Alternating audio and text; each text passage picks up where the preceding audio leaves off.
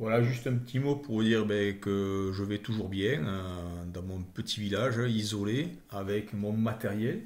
Donc je viens de démonter mon imprimante 3D.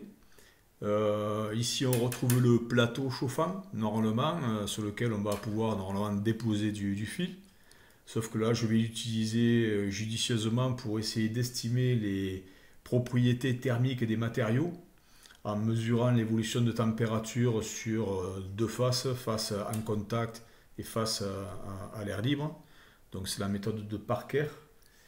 Donc on pourra remonter ici à la diffusivité thermique des matériaux et aussi à la conductivité thermique. Donc j'ai des petits relais là, de sécurité. Si on monte trop en température, voilà, on coupera automatiquement l'alimentation. On retrouve ici des boutons poussoirs pour pouvoir incrémenter des valeurs, diminuer des valeurs par rapport à des températures maximales et déclencher ici par exemple aussi le début de l'expérience. Là aussi j'ai un potentiomètre linéaire qui permettra eh bien, de gérer certaines grandeurs. On verra ce qu'on en fait concrètement un peu plus tard. Les capteurs de température sont connectés ici à des modules. Donc ce sont des thermocouples-K. Donc le module en question c'est le Max 6675 qui sera connecté à la carte RAMS.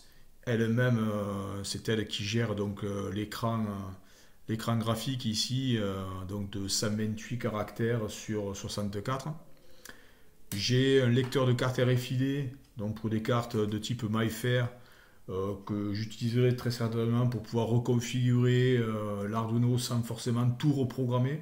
Donc je vais faire un petit programme un petit peu sophistiqué pour, vu que j'ai le temps, hein, le confinement, ça sert aussi un peu à ça. Ou en tout cas, je l'utilise judicieusement pour ça. Et ici, donc, une imprimante thermique qui utilise donc des papiers de type ticket de caisse. Donc ticket de caisse, voilà. J'ai plus beaucoup de rouleaux. Je crois qu'il m'en reste un. Donc ça permettra de récupérer les données, imprimées sur un papier.